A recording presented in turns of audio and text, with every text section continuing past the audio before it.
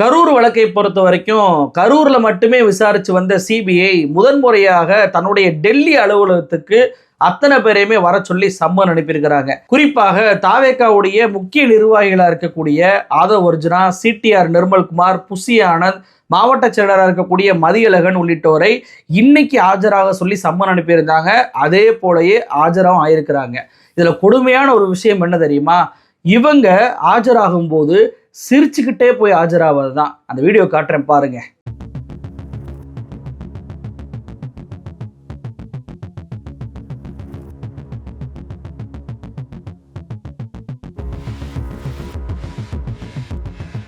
ஆதவ் அர்ஜுனாவை பாருங்க. நாம எதற்காக ஆஜராகிறோம் அப்படின்றதே இல்லை, துளியும் இல்லை. 41 பேர் இறந்தாங்களே, அந்த இறந்த வழக்குக்காக நம்ம ஆஜராக போறோமே அப்படின்ற எண்ண ஓட்டம் எதுவுமே இல்லை.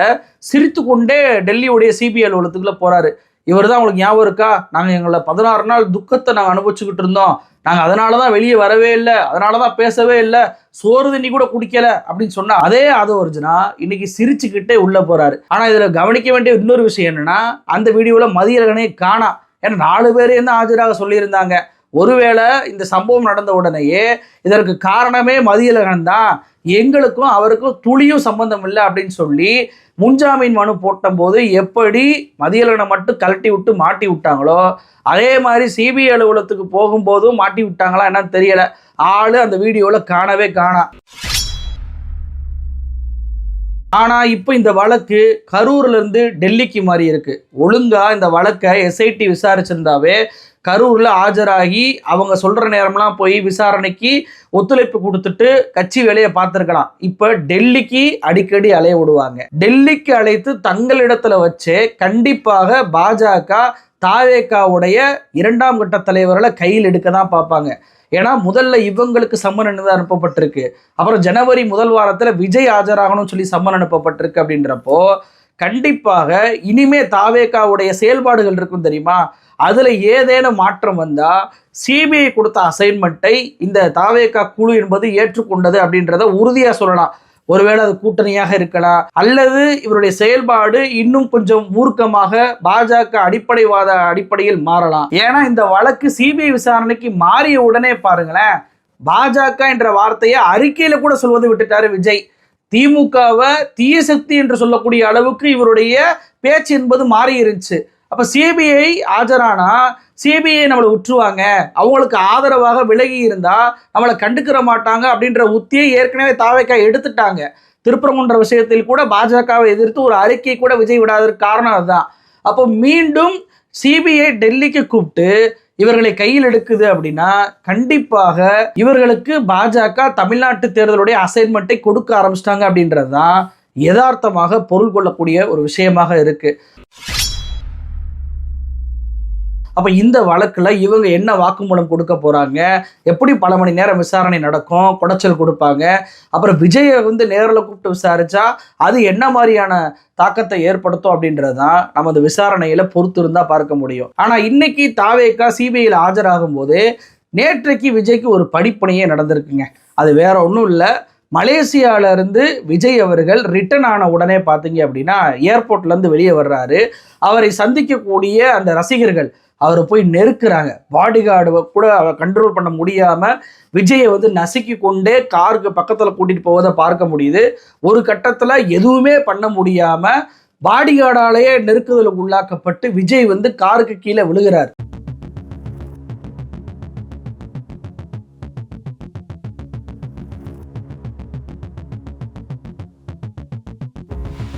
இந்த சம்பவம் நடந்த உடனே பார்த்தீங்கன்னா தாவேகா காரர்களும் விஜய் ரசிகர்களையும் பார்க்கணுமே, ஐயோ விஜய் அண்ணாவுக்கு என்னாச்சு, இந்த பிரைவேட் எஸ்கார்டு தான் இவரை பிடிச்சி தள்ளி விட்டது, இவர் என்னன்னு பாருங்க, இவர் யாரும் நோட் பண்ணுங்க அப்படின்னு சொல்லி பெரிய பரபரப்பை உள்ளாக்குறாங்க இந்த விஜய் ரசிகர்கள்.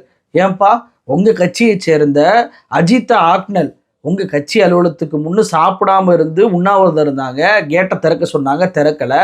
சாப்பிடாம இருந்து அவங்க மீது அவதூறை சொல்லி அவங்கள தூக்க மாத்திரை சாப்பிட வச்சு இன்னைக்கு ஐசியூவில் அட்மிட் ஆயிருக்கிறாங்க. தொடர்ச்சியாக 3 முறை அவங்களுக்கு உடல்நலம் என்பது பாதிக்கப்பட்டிருக்கு.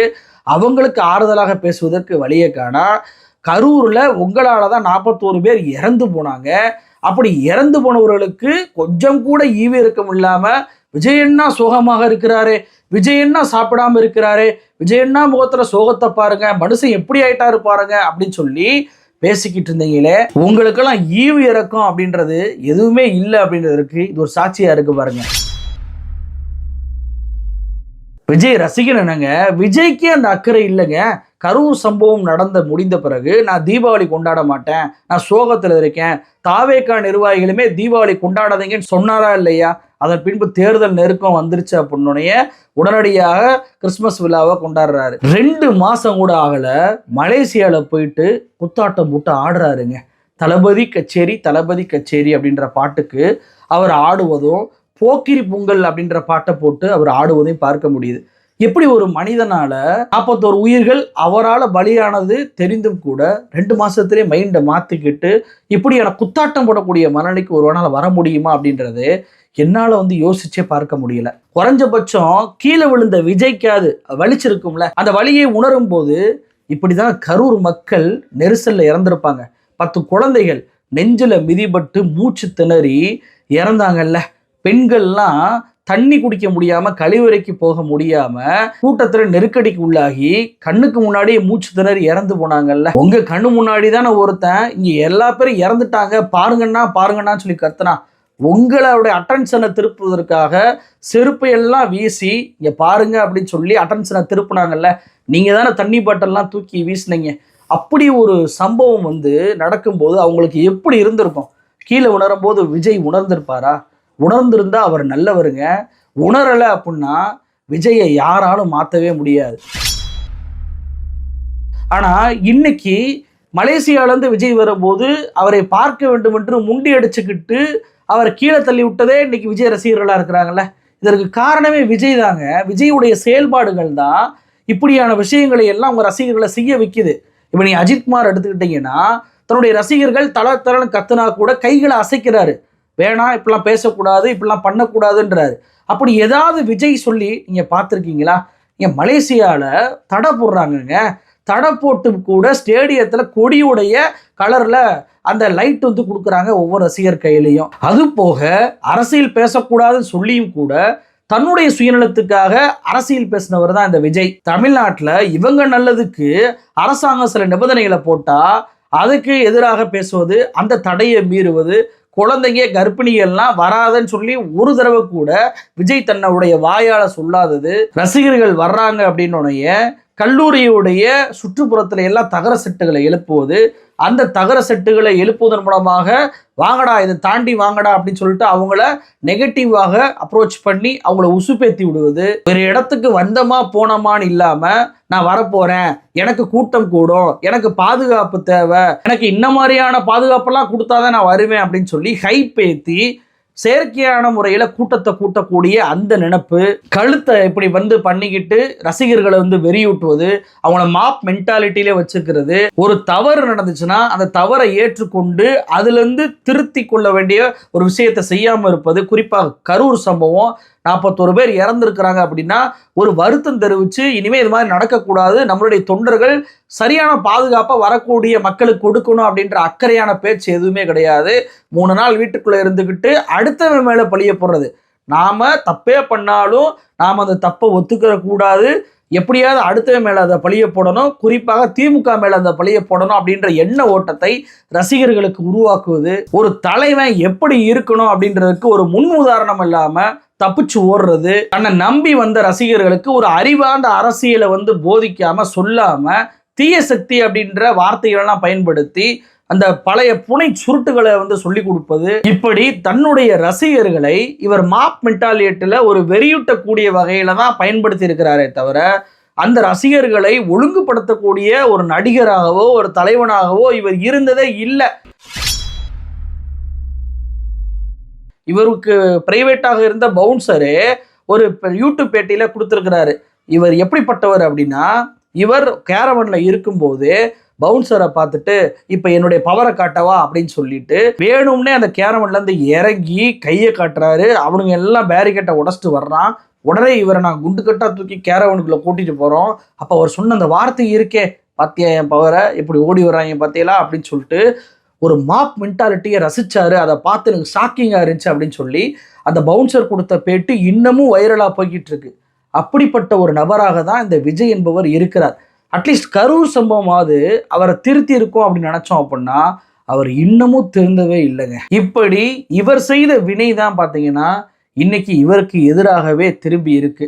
அவரே அவங்க ரசிகர்கள் தாக்கக்கூடிய நிலை அவருக்கு ஏற்பட்டு இன்னைக்கு கீழே விழுந்து அடிபட்டிருக்கிறார். அடிபட்டதை நாம ரசிக்கலை. ஆனால் இந்த அடிபட்ட விவகாரம் இருக்குல்ல, ஒரு கூட்ட நெரிசல் வந்தா எப்படி அடிபடும் அப்படின்ற அனுபவம் விஜய்க்கு வரணும். இனியாவது இந்த கரூர் சம்பவத்தை வச்சுட்டு பொலிட்டிசைஸ் பண்ணக்கூடிய ஒரு விவகாரமாக அதை பார்க்காம உரிய நேரத்துக்கு எப்படி மலேசியாவுக்கு ஒரு நாள் முன்னாடியே போறீங்களோ அதே போல அரசியல் கூட்டத்துக்கும் சொன்ன நேரத்துக்கு நீங்க வருவது, அவங்களுக்கு உரிய ஏற்பாடுகளை பண்ணி கொடுப்பது உள்ளிட்ட விஷயங்களை நீங்க பண்ணீங்க அப்படின்னாவே உங்களுடைய ரசிகர்கள் மனிதனா மாறுவான். இல்லை நான் தடை போட்டா தடையை மீறுவேன், என்னை தடுக்க யாராலையும் முடியாது, மலேசிய ரசிகர் ஜெயிலுக்கு போனா போயிட்டு போறான், நான் இப்படி தான் இருப்பேன் அப்படின்னு சொல்லி பண்ணீங்கன்னா உங்களுக்கு எதிரான வினைகள் இது போன்ற தொடர்ச்சியாக நடக்கும்.